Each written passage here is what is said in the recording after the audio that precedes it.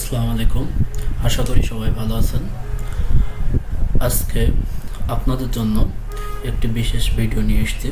যারা নতুন কম্পিউটার অথবা ল্যাপটপ কিনছেন কিন্তু চালাতে পারেন না, তাদের জন্য এই ভিডিওটা। এটা একেবারে বেসিকদের জন্য।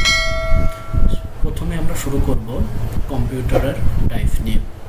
কম্পিউটার মূলত সাধারণভাবে আমরা দুই ধরনের কম্পিউটার ইউজ করি। একটা হলো ডেস্কটপ আর একটা হলো ল্যাপটপ।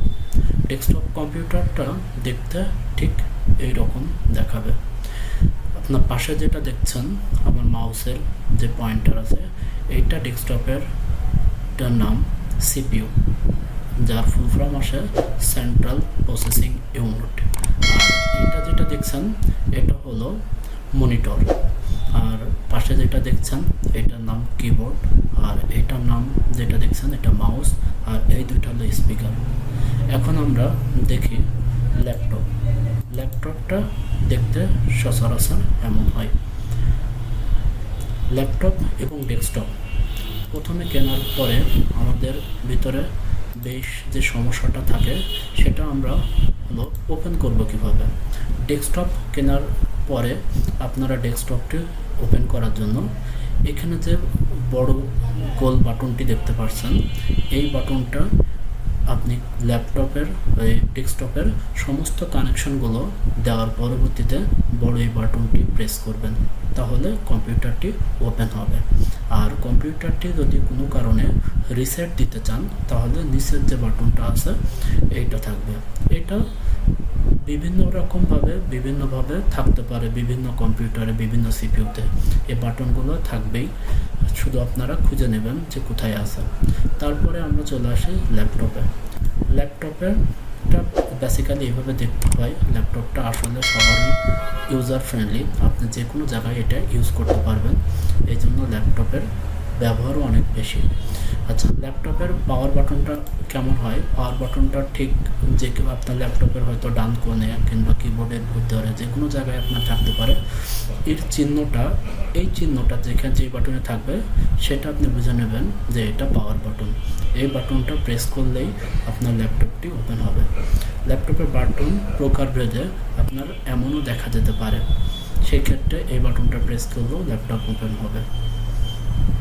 এখন আমরা চলে আসি ল্যাপটপের কিছু কম্পোনেন্টস নিয়ে। ল্যাপটপ কিংবা ল্যাপটপের কম্পোনেন্টসের প্রথমে যেটা যাব সেটা হলো মাউস। এইটা হলো আমরা মূলত ডান হাত দিয়ে ম্যাক্সিমাম চালাই। এখানে আপনার এই সাইডের বাটনটার নাম হলো রাইট বাটন, আর এই সাইডের বাটনটার নাম হলো লেফট বাটন। আর মাঝখানে যেটা বলে এটাকে স্ক্রল বার বলে, স্ক্রল বার। লেফট বাটন এবং রাইট বাটন এগুলো একটু ভালোভাবে মাথায় নেবেন আপনারা যারা নতুন কম্পিউটার কিংবা ল্যাপটপ কিনেছেন। আর এটা হলো কিবোর্ড। হ্যাঁ, এখন আমরা মূল অংশে যাই। আপনি ডেস্কটপ কিংবা ল্যাপটপ অন হওয়ার পরবর্তীতে আপনার ইন্টারফেসটা এমন দেখাবে। উইন্ডোজ যদি ইউজ করেন তাহলে সেক্ষেত্রে ইন্টারফেসটা এমন আসবে। উইন্ডোজের অনেক ভ্যারিয়েন্ট আছে বর্তমান সময়ে। উইন্ডোজ ম্যাক্সিমাম সবাই ইউজ করে উইন্ডোজ 10 অথবা 11। যদি আপনি উইন্ডোজ 10 অথবা 11 চালান, সেই ক্ষেত্রে আপনি প্রথমে যে বাটনটা, আপনি যদি কম্পিউটার কিংবা ল্যাপটপ বন্ধ করতে চান কিংবা অন করতে চান তাহলে এই স্টার্ট বারে এখানে ক্লিক করবেন। ক্লিক করার পরবর্তীতে এখানে আপনি একটি বাটন পাবেন পাওয়ার বাটন নামে। এটা ক্লিক করলে 4টা অপশন আসবে। উইন্ডোজ 10-এ আপনার 3টে আসতে পারে। তো 4টা বাটনের কাজ হলো, আপনি যদি মাঝখানে শাটডাউন বাটনে ক্লিক করেন সেক্ষেত্রে কম্পিউটার বন্ধ হবে। আর যদি রিস্টার্ট বাটনে ক্লিক করেন তো পিসিটা কোনো কারণে যদি হ্যাং কিংবা কোনো প্রবলেম হয়ে থাকে সেক্ষেত্রে এটা অটোমেটিক একা বন্ধ হয়ে আবার পুনরায় অন হবে। আর স্লিপ বাটনে ক্লিক করলে আপনি কাজ করতে করতে যদি কোনো টায়ার্ড কিংবা কোনো কিছু হয়ে যান, একটু রেস্টের প্রয়োজন, সেক্ষেত্রে স্লিপ বাটনে ক্লিক করে রাখলে সাময়িকভাবে কম্পিউটার অথবা ল্যাপটপ বন্ধ হয়ে থাকবে। আপনি আবার এসে কোনো কিবোর্ডের মাউস কিংবা কিবোর্ড মাউসে যে কোনো একটি বাটন ক্লিক করলে ল্যাপটপটি আবার পুনরায় ওপেন হবে। এখন আমাদের স্ক্রিনে যেই মাউসের পয়েন্টারটা দেখছেন, এটা মাউস পয়েন্টার বলে। এটা হলো রাইট বাটন ক্লিক করলে আপনি এই অপশনগুলো পাবেন, আর লেফট বাটন ক্লিক করলে আসলে কোনো অপশন দেখতে পাবেন না। কোনো এক জায়গায় কোনায় ধরে টান দিলে কিংবা কোনো একটা অংশে ধরে টান দিলে সেগুলো মার্ক হয়ে যাবে কোনো কাজ করার জন্য। তো রাইট বাটনটা ক্লিক করার পরে আপনি স্ক্রিন কিংবা পিসিটা যদি রিফ্রেশ দিতে চান তাহলে রিফ্রেশ বাটনে ক্লিক করুন, তাহলে দেখবেন পিসিটা রিফ্রেশ হচ্ছে।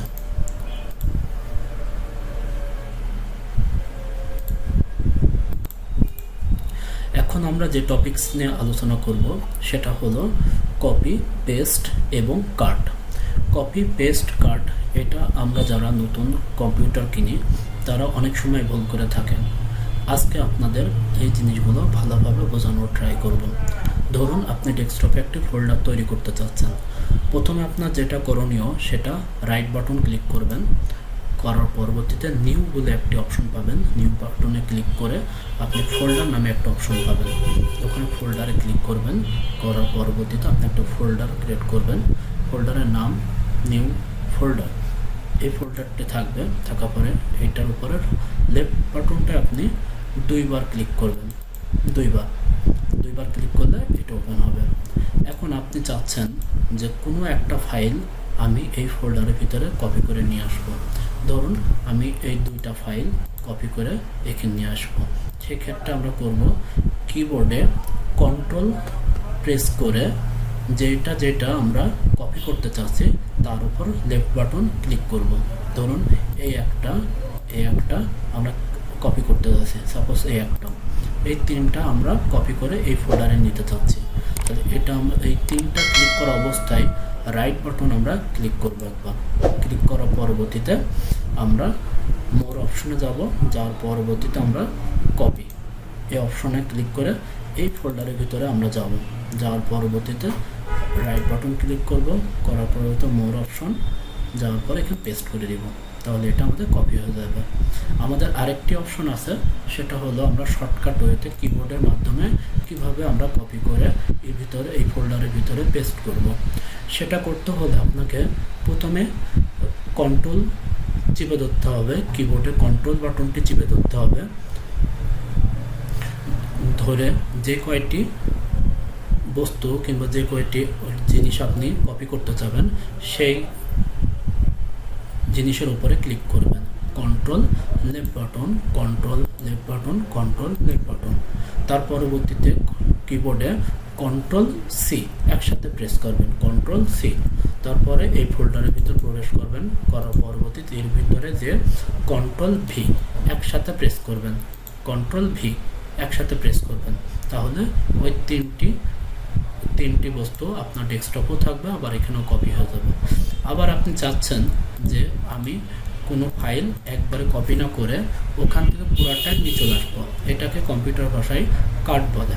তো প্রথমে আপনি এই তিনটা ফাইল আপনি সিলেক্ট করবেন। করার জন্য কিবোর্ডে আপনি কন্ট্রোল ধরে এটা লেফট বাটন দিয়ে সিলেক্ট করবেন, control left, control left, control left. Then আপনি কিবোর্ডে যে আপনি কন্ট্রোল এক্স প্রেস করবেন, কন্ট্রোল এক্স। আবার আমি বলি যে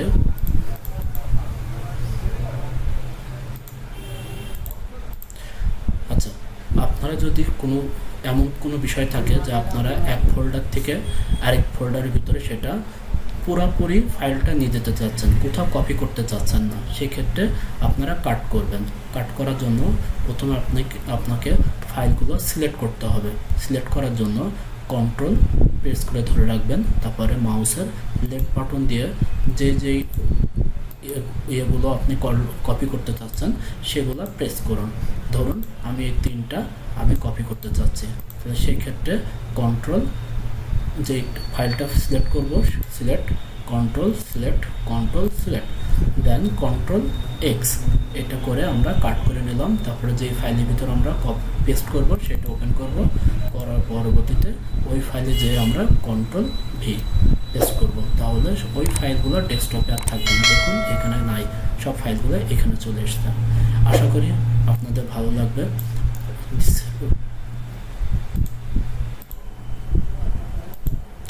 আশা করি আপনাদের ভালো লেগেছে। যদি ভালো লেগে থাকে অবশ্যই আমার সাথে থাকবেন, আমার চ্যানেলটাকে সাবস্ক্রাইব করবেন এবং পরবর্তীতে আমরা নতুন কোনো পার্ট নিয়ে আপনাদের সামনে হাজির হব। আজকে এই পর্যন্তই। আসসালামু আলাইকুম।